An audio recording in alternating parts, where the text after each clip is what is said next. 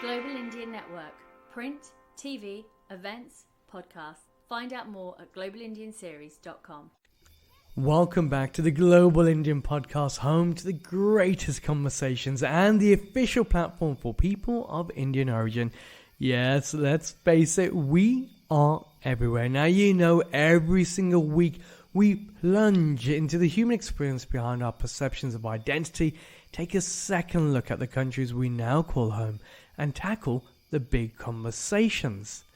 This week I received a remarkable voice note, but before you listen to it, I want you to do me a favor right now.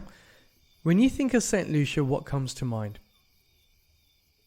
Now, I'm imagining you're conjuring up images of sun, sea, sand, maybe hotels named a similar type of form.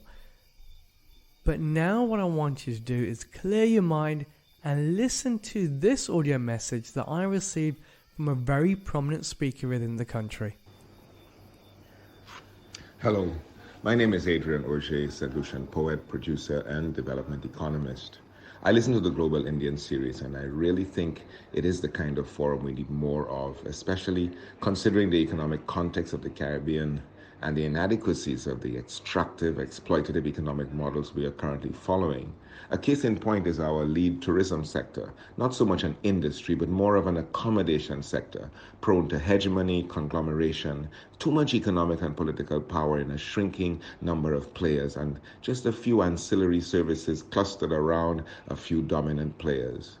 Beyond mere survival, the dignity and prosperity of local workers and local businesses in the sector and the wider economy is increasingly precarious.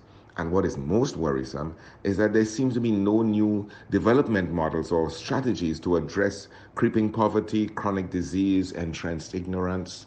This is our status quo, a combination of weaknesses that promote social dysfunction and dislocation, and which in turn manifest in crime and violence. Programs like the Citizenship by Investment have huge potential to fund social re-engineering and deep economic transformation. But so far, across the Caribbean, they're mostly plush slush funds for dubious politicians. This is our last chance to pivot. All these islands will descend into anarchy if they do not rethink, reform, and re-engineer their crumbling democracies. I hear you all ponder out loud. Adrian Augier is a very renowned speaker in St Lucia. He's an entrepreneur in his own right, a former senator, and somebody definitely in the know. The podcasts that we run go far and wide, and it attracts a lot of deep discussions because we really look at the human experience, again, behind the nations and what really runs behind the flag. Adrian's message got me thinking. St Lucia is a country that is very close to my heart. Like the rest of the Caribbean, I've spent a lot of time, over 5 years, in and around those regions, doing a variety of different features. We've done things in the Miami Herald, having a look at the CBI program, through to looking at televised products. But what's really fascinating about the nations there is its ability for multiculturalism and the way in which the country unites at certain points. But Adrian has a very fascinating viewpoint. When one looks at the country like St Lucia, the only things that really come to mind is sun, sea, sand, but as he mentioned quite brazenly, is it really a tourism destination or rather accommodation destination? And so it led me down another rabbit hole, and you can probably see a general theme in my mindset here to say, well, what's really happening in this small country? You know, it's advertised aggressively across the UK, but how much do we really know about it? Especially at a time where this product, the CBI, Citizenship by Investment program, as you would have heard in previous podcasts, has come under huge scrutiny by countries as well as regions like the EU, Canada, US, the UK to a degree, and people are really questioning its functioning role. So in this episode, I reached out to another prominent St. Lucian, another dear friend of mine, Stephen King. Now, Dr. Stephen King is a former chief medical officer of the nation. He is a person in the know, highly respected, and knows his information inside out. He has a deep following amongst the youth of St. Lucia, and most people would love to see him as a politician, although I think he's far too humble to accept those type of positions. In this conversation, I have a very frank, open discussion with Stephen to say, well, what's really happening in your perspective? The conversation is one that is incredibly important, I suppose, now at a time where every country is looking to pivot towards revenue replacement. But more importantly, people in every nation are starting to suffer, even here in the UK, with rising energy prices, inflation, interest rates. It seems that the lower ebbs of society are really finding it harder. Intensify that to a nation state that is small like St Lucia, where its biggest golden egg through the CBI program is being threatened to take away from them.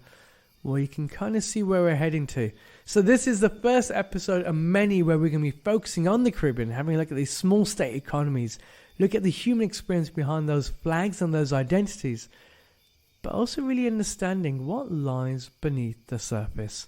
As always, I truly hope you enjoy this podcast, and if you too would like to be part of our 50 Shades of Brown discussions, well, it couldn't be easier. Come to the website, which is www.globalindianseries.com. There you can listen to this podcast and the entire repertoire of discussions so far. I truly hope you enjoy this economical, social, experimental, and definitely mind-boggling discussion with the masterclass himself, my dear friend, Dr. Stephen King.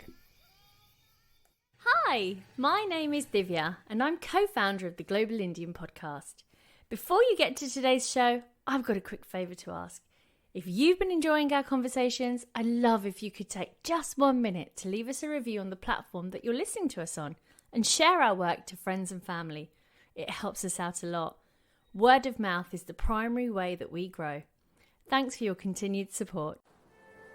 Hi, my name is Nestor Alfred, CEO of St Lucia Citizenship by Investment. Think freedom. What comes to mind? Freedom to explore, to travel to any destination for work or play. Or is it freedom of expression? Being surrounded by the globally minded, those who care for society and environment. Every year, people from around the world apply for St Lucian citizenship because they realize that real freedom is based on choice. Discover more about St. Lucian citizenship and how it's helping global Indians achieve more. My name is Chitra Stern, and I am a proud Global Indian Ambassador and CEO of Martiniale Resorts and Martiniale Residences. We pride ourselves on the journeys that define a community, and our developments bring people together. Did you know that over 70,000 people just like us call Portugal home? The Global Indian journey has brought people together in a meaningful way, and on behalf of all of us at Martiniale, we want to thank you for joining us in these remarkable conversations. We look forward to seeing you here in Lisbon post-COVID. Have a great day. And just move. Get up and just move. Get up and just move. Get up and just move. It is so. As a web background for the audience out there, I've known this young man Stephen for quite a few years now, and I've always been fascinated by the work that you do. And I know that you've kindly joined us on a couple of our meetings that we've had. You are in the wonderful country of St. Lucia, a country that is home to people obviously of Indian origin. They've been there for many, many years. And what's really fascinating about you is that you've actually, with the work that you've done, is that you've championed social change within the country. But every time we speak, there's always this other element of you, because you are able to re-look at how a government structure is and the impact it can have on the wider economy. Now, the reason I want to bring on right now is with what's happening in the Caribbean, especially with programs like Citizenship by Investment and the comments being made by the EU, and looking at this whole element of COVID and income generation and revenue replacement, I thought, who better than you to give us analysis of what we don't know that much about the Caribbean and what you believe needs to change. So there's no pressure on your shoulders, but there's some pretty big questions right here. Oh, the question you asked there is massive, and there are many ways of answering it. First, to start off with Citizenship by Investment. I was a senator at the time when that bill was brought to the parliament. And it is something that I was exceedingly uncomfortable with. It can work, but it cannot work when it's the people for sale, the passport for sale on the global auction blocks. That is, I think, the wrong approach. I think that at the time I actually felt that citizenship by invitation was a better way of doing things, or even a resident-based program. I enjoyed the concept of citizenship by invitation because I said, we look at somebody like you, Raj, and we say, here's a valuable contributor to our development, and we would love to embrace this person in a greater way than merely an investment or merely somebody who helps from time to time in advising us. And we would love to have you as one of our citizens. That, I felt, was a far better way of moving with people, because what we want to do, we want our citizens to be involved in the development of our country, whether they are citizens from other countries that we feel of great value to us, and have that understanding of our development and want to embrace us. That is what I thought would have been a better program. Because otherwise the citizenship by investment program with wide open and on the block becomes almost tantamount to a type of prostitution of your passport and your birthright. And I felt that is an ugly message that we send to our people, that their passports are for sale. What do you think it does for the identity of a nation? Because obviously every week, and you've been listening, and we plunge into those human experiences to say, well, what lies behind the flag? So for those out there who are uninitiated to citizenship by investment, is a vehicle that has been used to grant somebody citizenship within the country if they make an investment within key areas. Most of the time, is within property, or it could be a government donation, with the hope then that finances, helps and fuels government expansion, and more importantly, actually supports the lower echelons of society to help them rise. But obviously throughout the years, things have changed somewhat. So when we think about this whole idea of identity and passport, what is a St. Lucian identity to you, and what does this program in your mind do to retract from it, or in another way, to gain from it? Caribbean history and St. Lucian history is where we have to find our identity. And if you look at our history, and I love history because it lets you know the journey that has gone before and has brought us to this particular place. And therefore, it's critical, I think, a good understanding that one needs if one is to make decisions today to carry us to a better place, a vision of development within our country, and of course within the global community.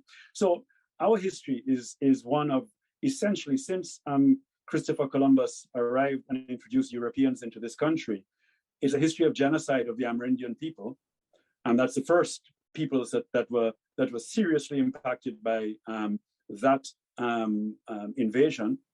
And in St. Lucia, those were the Kalinago people, otherwise known as the Caribs, who were interestingly portrayed as cannibals and savages, so that they could then be effectively nullified or annihilated, and which is what happened to them. So by 1730, there were really no Caribs left in St. Lucia. They were either dead or been assimilated into the DNA of the populace.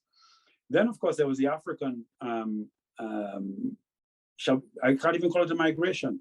Africans were brought through the slave trade from Africa to the Caribbean, to St. Lucia. You would know that it was really the Duke of York and John Hawkins back in the 16th century that started the British slave trade. And hence, here we are. Now, when you think about that, so you think of what identity do we have as a people with that kind of history? And it's a history really of oppression, of violence, of marginalization of the ordinary person, in the concentration of power and wealth to the elites, who are varied from time to time. Then we moved into a period of colonialism, Raj, where, so St Lucia was a British colony at the end, in its final stages of transferring between French and English, mainly because we were of strategic military importance, because we were in between Barbados and Martinique. So for sailing ships, it was important, since Martinique was a French base and Barbados was a British base. So hence, we were of no real value from a plantation point of view, but we have great value from a military point of view. But anyway, we became a colony, and we got statehood in 67, and then we got independence in 79 under Sir John Compton. That independence was with a British system of political governance, with a constitution, which was designed by the British. Is effectively what has then happened is we've had a system of governance which concentrates power in the hands of a minority of people. It's not a genuine engagement of people, apart from every 5 years, and there's some opportunity to vote. But even that is subject to lots of issues that you and I well appreciate, and does not allow for a sort of a full-fledged democracy. In between the voting times, the voting days, there's really very little genuine engagement of people. There can be platitudes and consultations, but there's not real engagement of people. And the civil society development in St Lucia is also relatively weak. So we have a private sector which is reasonably strong, and a public sector which is very strong, and a relatively weak third arm of civil society.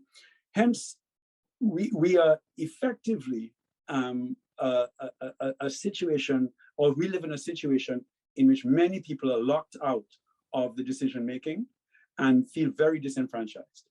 Now, citizenship by investment sends another message that of devaluing what it is to be a St. Lucian.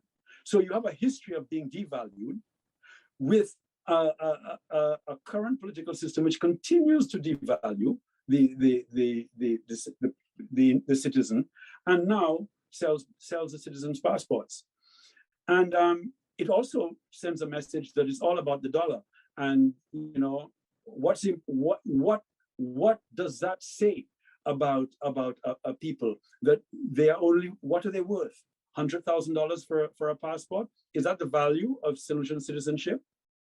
And I am so uncomfortable with that whole history and the concept of citizenship by investment, selling of the passports, which I think further sends that message of devaluing the St. Lucian. Now, I work with a lot of young people through the organization that I run, which is RISE, or that I'm part of, which is RISE, and that the youth are very lost. They don't feel connected. They don't truly have an identity. They don't appreciate their history. They don't even appreciate when St. Lucia, when our ancestors fought for freedom. They don't even know that there was ever a time when we stood up and fought for freedom. Their history is not told to them. So history in the schools is not St. Lucian history. It is Caribbean history to a certain extent, but it is Caribbean history written from a European's perspective, from a British perspective. It is their story. It is a European story, the British story. It is not a St. Lucian story. And that, I think, has meant that we are, generally speaking, a lost people.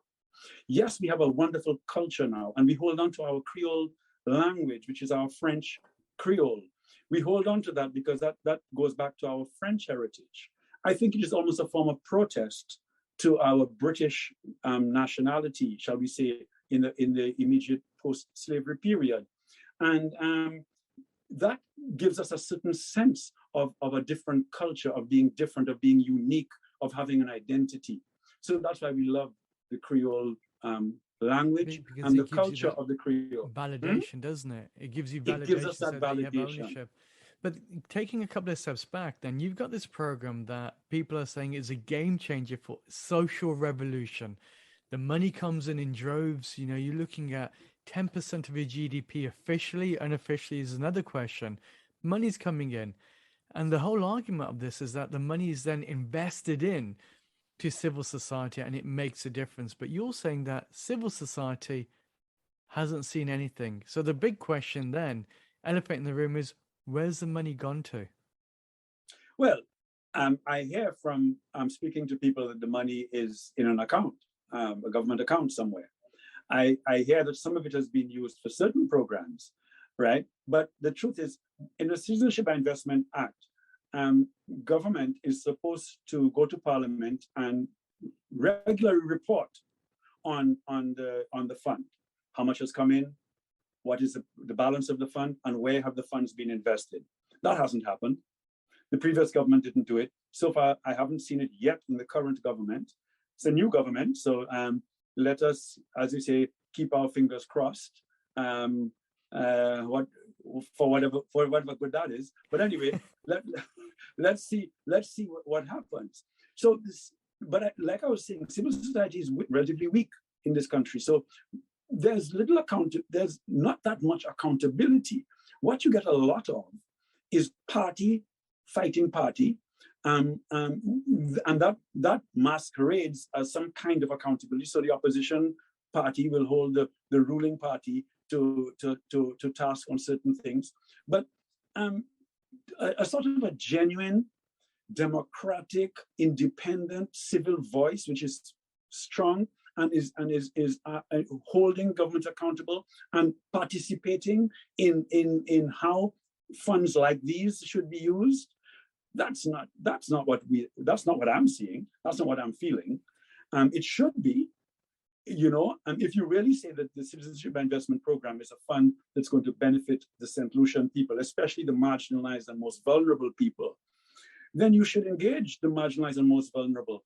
They should be empowered as being part of the process so they can also participate and feel the benefit of the program. But we're still operating in this very top-down patronizing approach, which is, I said, our history. So the government is going to tell us what is right for us.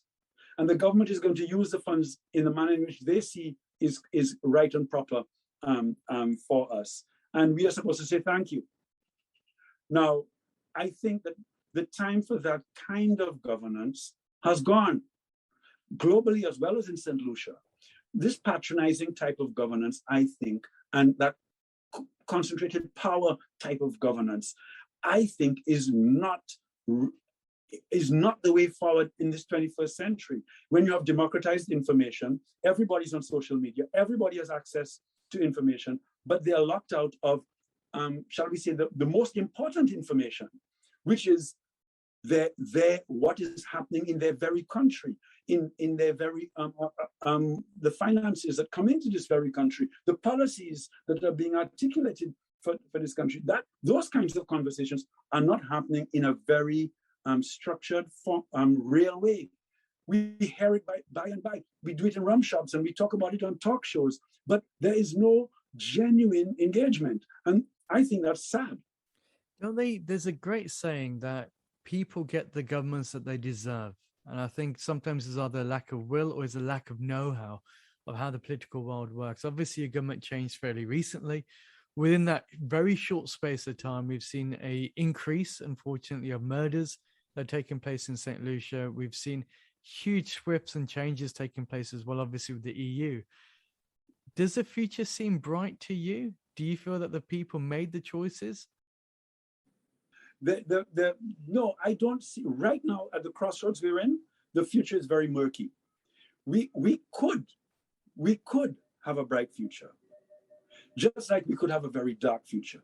You mentioned murders, and you mentioned the crime and violence that we are experiencing.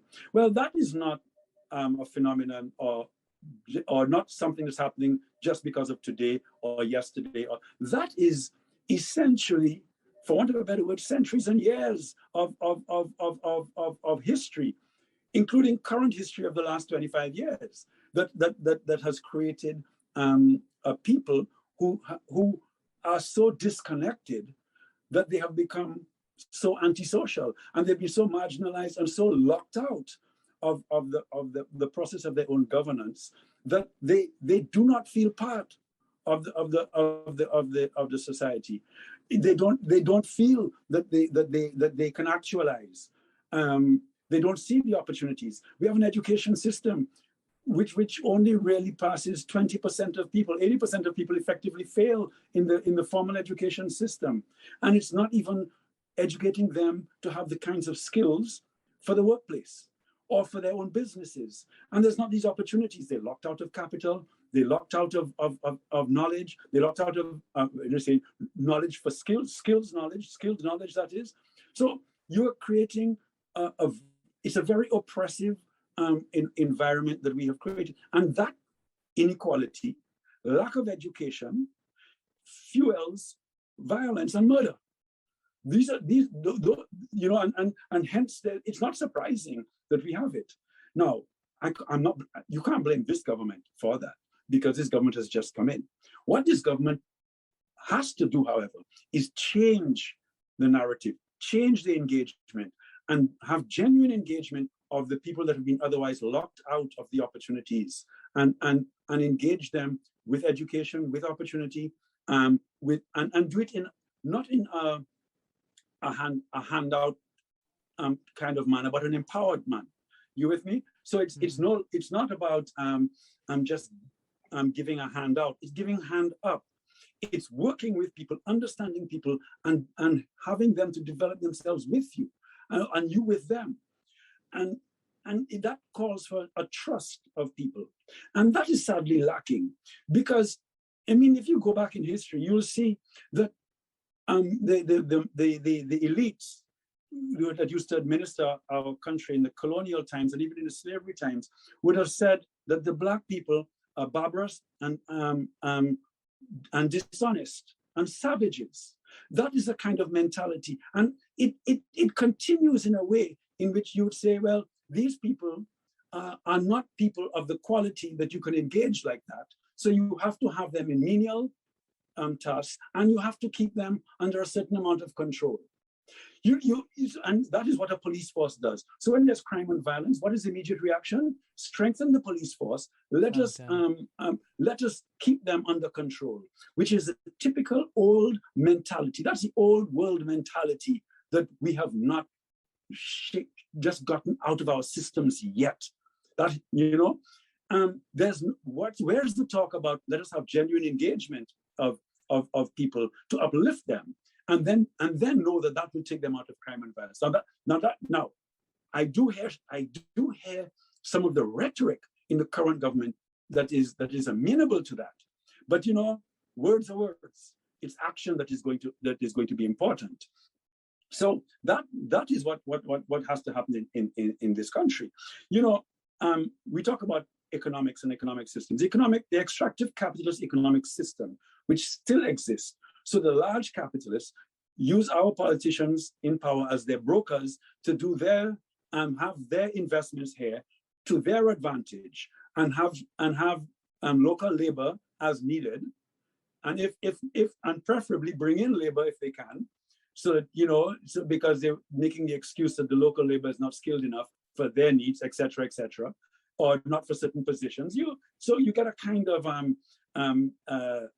again, a more oppression, more extractive capitalism, more marginalization of people, more antisocial behavior, more frustration that builds and builds and builds.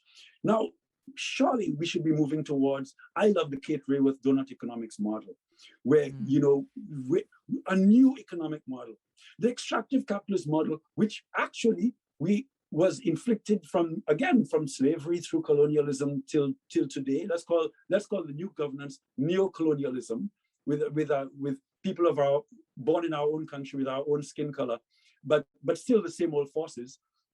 Let us have a different type of economic approach, where we truly look at the collective, and we truly look at the commons, and we look at how we can live in a more self-sufficient manner. We can live within our resources, within our means, but we can do it together by sacrificing together and growing together, rather than the dog-eat-dog type extractive capitalism, which manifests itself here. and globally for that matter. I mean, the whole world hasn't changed the global structures yet, the global economic structure. It's because the way that you speak, it could be comparable to any country in the world. You know, the fact that you have those who have and those who do not have, and the systems in place tend to favor those who have the finances to put those people in. And it is a very sad environment. I suppose even now when you look towards the Caribbean, you know, these small state economies, you don't have your natural resources as such to be able to capitalize on the international markets. You don't have the gas or the energy. Geopolitically, the Caribbean serves somewhat of a purpose, but even that is diminishing. So what do you have left? What happens to an economy like St. Lucia, for example, if programs such as CBI goes out the window, or the EU turns around and says, hey, do you know what? You're no longer going to have access to the EU. You got a plethora of individuals there who do not necessarily want to work in hotels. They have stronger, bigger aspirations than that. But now they can't even get into the Schengen region. And then the US and North America will follow suit. Like, what's your prediction of what would happen then? That is why I said the future is so murky and it could be so dark. It is really frightening. You know, how can we go forward? Can we, because there's in the globalization and in the whole internet era and stuff, so that you can see that there could be businesses that are located in St. Lucia that could be doing global work. The orange so economy, there's opportunity for that. And there's opportunity for, you mentioned earlier about an orange economy. There's opportunity for the creative industries to generate revenues for the country. So you can see that given the technology in the world, you could fashion new industries, or you could build on fledgling industries in St. Lucia and create new revenues. All right, how big? Debatable. But there's opportunity there. You talk about tourism. The tourism product, rather than have this sea and sand tourism product, we could look at a far more robust, indigenous, unique type of tourism product, more of the Airbnb community engagement type tourism product, where you could come here and have a genuine, uniquely St. Lucian experience. Authentic St. Lucian experience, absolutely. An authentic experience. And people, I believe, people want that, you know. Now, but to do that, you have to have proper engagement with your communities. So everybody has to be on board with that kind of tourism, so that the tourists can be free to roam and free to be in this place or that place safely. Security is fully assured because everybody's on board with with that business, right? That takes a whole shifting mindset. Now, we are doing some of that work, I might tell you. We have some inner city areas in St. Lucia that we have brokered a certain amount of peace in. Central Castries, for instance, not violent anymore. At least not like how it used to be. Central Castries, if you do your stats, you will see Central Castries is very calm. Okay, and that was the hottest place.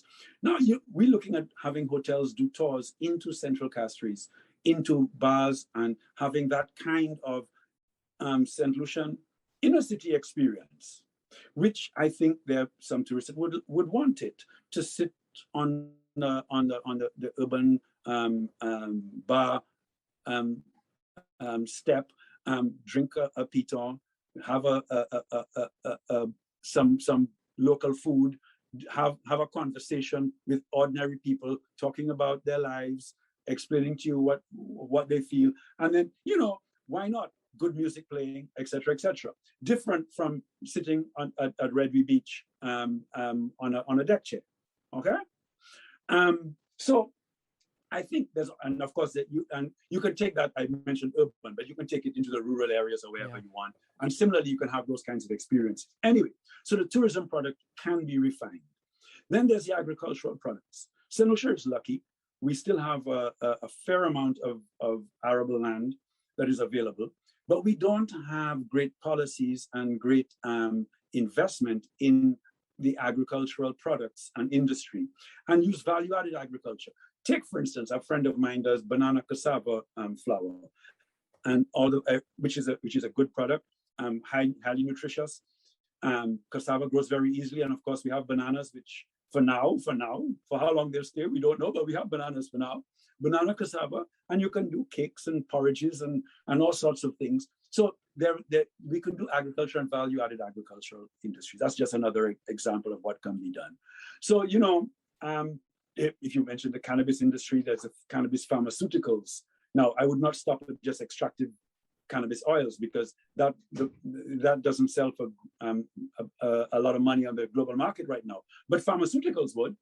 So again, you could look at those kinds of products. There's no reason why you couldn't have a research center in St. Lucia whereby you are doing your IP, you're doing your patents on certain strains, and it's possible because you have the expertise there on island. You've got an amazing green movement on that side. I think what the sad thing is that you evidently the talent within St. Lucia is there. In words of the economic side, you got the local content that has the ability to think outside the box and derive our opportunities to regrow the economy and to stimulate local society. But for whatever reason, there seems to be a disconnect, and maybe this is a life lesson for the world. Because now you got a country that was over-dependent on tourism. We saw the fickleness of that during COVID. We saw an over-dependence on certain SPVs. We'll use that as the right word there for things like the CBI industry. But we never saw the diversification needed to help empower the mindset of the youth to actually take charge of their future. So when you look back, and not to use the blame game scenario, but within your own lifespan, when was the moment that things went wrong? Or was it ever right in the first place? That's a great question, because I think if we go back to the 1950s, when we had adult suffrage, and we began to have more say in who governed us, because prior to that, it was an appointed administrator by the British government, obviously. That is when hope was born. And George Charles at that time was a trade union man who led the fight for better wages for laborers. That was a good step. Then along came Sir John Compton, who was in many ways a visionary, saw that he was a lawyer, but he saw that, and did economics, in fact, in London, at the London School of Economics. He saw that St. Lucia could do better. He was particularly depressed by the situation of the sugar laborers on the sugar plantations in the Dennery Valley, who were effectively living at the level of base poverty and were effectively economic slaves, because they could not do anything but stay there, because they lived on a shack on the plantation, and they worked the plantation, and that was it for a couple of dollars. He said that had to change. Sugar was dying, or was almost dead by that time, and he moved into bananas. Created great opportunity, because what the bananas did, much as they were detrimental to the environment, which has been a legacy that we have suffered with. However, what they did do is put money into the hands of rural, especially the rural community, but the merchants in the cities as well benefited. And because of that flow of money, people got educated. So then we got people with degrees. So education became far more widespread.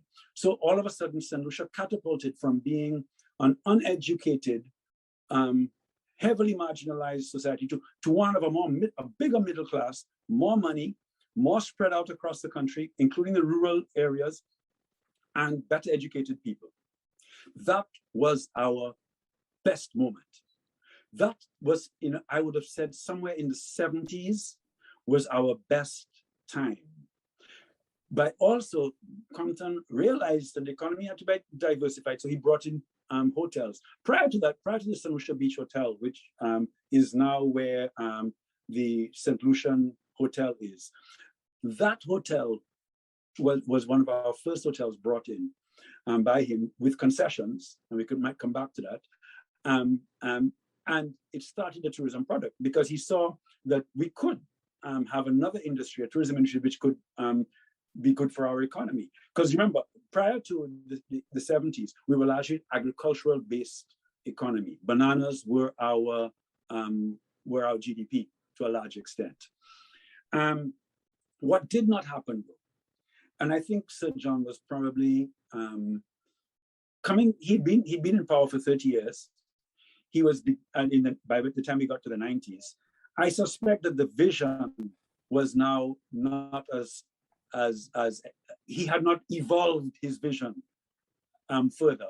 And that is where we failed at the political level, because the younger politicians did not take the vision to the next level, did not harness the power of these educated St. Lucians and this economy that was beginning to diversify with tourism and with agriculture as its two main pillars, did not then take it to the next level and begin to look at all the other aspects that we've been mentioning earlier, the creative industries, the manufacturing areas, the any other areas, consultancies, the whole concept of being a global center, like an Ireland type approach, where you have head offices here that operate and can create opportunities, engineering companies, architectural companies, software companies, and all those kinds of businesses, which could be here if we had created that kind of idyllic environment where people were truly happy. Do you think that didn't happen? Do you think it's too little, too late to try and get that reinstated? No, it's never too little and too late, in my view, never, because human beings can always be depended on to look after what's in their best interest. Okay, so the message that has to be given to everybody is articulating to them what is in their best interest and what they must do to actualize what is in their best interest, which is where back to the engagement of the most marginalized and disconnected communities comes in. Okay, so that can still happen. It can happen even more easily now from the point of view that the technology of the 90s, which was really quite archaic compared to the technology of now, which has given much more opportunity for certain businesses to be in St. Lucia and to operate out of St. Lucia. You know, I mean, look, just as an aside, look at how we have call centers located in St. Lucia. I don't like the way the call centers are operating, but that's an example of at the very basic level of what is possible with telecommunications and other type of technology. So it's not too late, but it's going to take visionary leadership to make transformative leadership to make it so. And I would challenge our current Prime Minister, Philip J. Pierre, to be that kind of leader, because we need it now. And every year that passes, we sink deeper and deeper. And of course, then the harder it is to come out of the hole.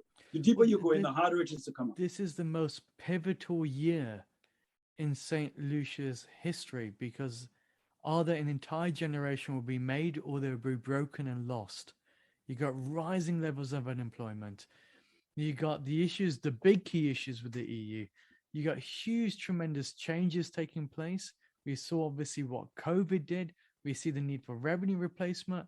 And so this year is the only year that is actively left, economically speaking, where you can either save an economy and make the adjustments or you lose it. Now, when I look at the powers that be for St. Lucia, and you were from the outside, would you feel a vote of confidence looking at the people that are making up your ministries?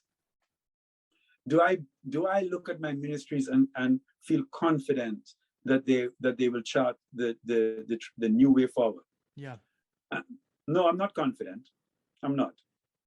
I am happier this year than I was last year. The previous government, who were in the middle of the COVID time, I don't think had the vision that I would have liked. It was still more of this of fueling that extractive capitalist type of model. Okay, I mean, let's not call any business names, but you would know some of the businesses that would have been invited in, and the kinds of concessions and deals that would have been made in certain businesses. I think the simple fact that you were going to build a UNESCO heritage site, and you had an idea of a dolphin park that would have employed all of 4 people at the end of it, and put out over 40 people out of jobs who would have been local citizens, tells the whole story that needs to be told. Exactly. So in other words, we're in a slightly better place now, because at least we have moved away from that very right-wing polar place where we were. But I'm not comfortable and confident that we are where we should be. The budget is now being done, as you probably know, Raj. Right now, this week, the budget is being presented, right? It'll be interesting to analyze that budget and see whether it can take us through this pivotal year, as you put it, and allow us to pivot. I don't know. You see, let me just again step aside and look at mere mortally in Barbados. Mere mortally in Barbados is the kind of visionary leadership that we all need in every one of these islands. I'm not saying that Mia Motley has all the answers, but what she does is she is willing to put herself on the line and transform and make the changes for the better for Barbados. And I can appreciate what she is doing. She has put Barbados right up there on the global map, right? She has done a number of things, such as declared herself a republic, moved away from the British monarchy, which is an investment in the identity of her people and validation of her people in terms of their understanding the pain of their journey and the role of the monarchy in that journey. Okay, so those kinds of things are crucially important. This is a woman who understands her history, very well educated, has been in politics a long time, and her country is in a very bad economic situation, right? But I do believe that is the kind of leadership we need. Now, we keep on breaking things down into the nuts and bolts of dollars and cents and balance sheets. But human beings, I think, have always transcended balance sheets. What is important is that kind of leadership which brings everybody together, makes them feel confident, hopeful of the future, directs them on certain pathways, creates the opportunities for them, and then they have the energy and the passion to move in those spaces.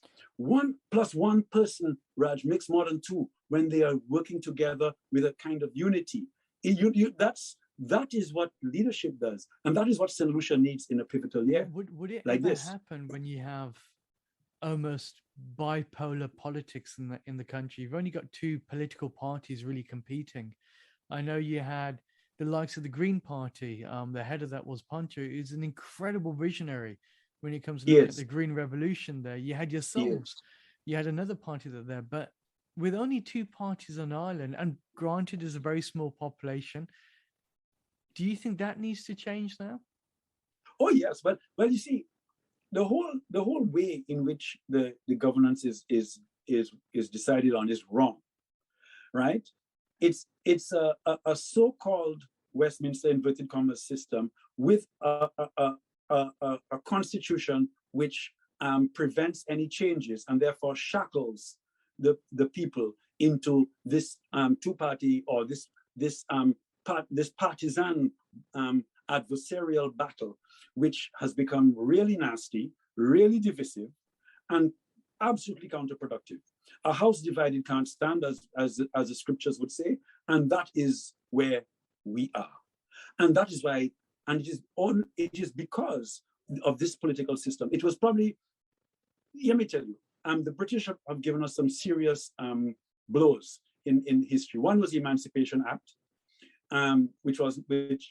which enshrined in law that we were just property and were not people, and had to pay back to the owners for the freedom. We had to reimburse them for their property. The British taxpayer had to do that too, by the way. The British taxpayer and the slave both had to pay back to the property owners for the property that was being freed. Okay, so that was one horrible thing. But another horrible thing was, in fact, the way independence happened. Independence happened in a manner in which we were given a governance system which we can hardly change. And then I don't say that they meant it to be this way, but it's diabolical, because to change the way it operates, we actually have to change our interpretation, or maybe even the very wording of the Constitution. But to do that, you need a 3/4 or 2/3 majority, which you very rarely get. Dr. Kenny Anthony had it in 1997, but did not do what he was supposed to do. Okay, lack of vision. There again, so. And that is what has plagued us. That is what has plagued us in our country. And can we get away from this nasty gangster style party system? I don't know. I honestly don't know. But I do know we have to find a way to get away from it. And we've seen it play out. You've seen it play out in Jamaica, right? You know what happens. Barbados is lucky, because Mia Motley finds herself where Kenny Anthony found himself back in 1997, with a massive majority, all the seats, massive majority in the House of Parliament. She can do almost what she wants, but she has a vision to make something happen, and she will, which is good. We lost that opportunity. You asked me, when did we lose opportunities? That was another lost opportunity in 1997, between then and the next election, 2001, I think it was, or whenever. So, Raj, I think we can. I, for one, am advocating for the constitutional reinterpretation to allow for a more democratic governance style, which is not just partisan. I think the way to do that is to grow civil society, make civil society organizations stronger. And that's why I work in one. And I'm trying more and more to make that stronger. Hopefully we can get the media on board, because the media, which is the voice to communicate, is so important if we are to do that. Currently, the media spends 90% of its time reporting the hassle, the haggling between two political parties and between people who support these two political parties, rather than truly taking the country to a different place, or encouraging conversation to take us to a better place. Yeah. So we need to partner with some powerful media and see if we can do. And we are actively working on that right now, seeing how we can have media which is independent and thinking, and visionary media, which is going to engage the populace and start to change the way people think. And hopefully we can undermine the stranglehold that political parties have on the governance. What a fantastic episode. I'm sure you agree. Now, if you want to be part of this discussion, couldn't be easy. Come to the website, globalindianseries.com. Let me know your thoughts in the comment section, or comment on the device in which you're listening on. If you're privileged enough to be part of our WhatsApp distribution list, make sure you ping me via there, or ping me an email over. There's so many different ways to get in touch. This is the first episode of many more that'll be looking at the Caribbean and taking on these really big discussion pieces. The CBI industry is changing, but I also believe it's evolving, so you'll be hearing from the key voices that really redefine what the nations are going through, but more importantly unlock the hidden potentials for our community to look deeper within. Until next week, I hope all remains well. Take care for now.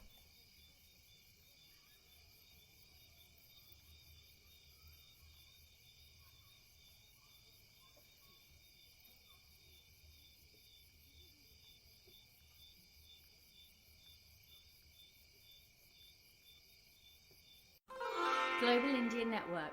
Print, TV, events, podcasts. Find out more at globalindianseries.com.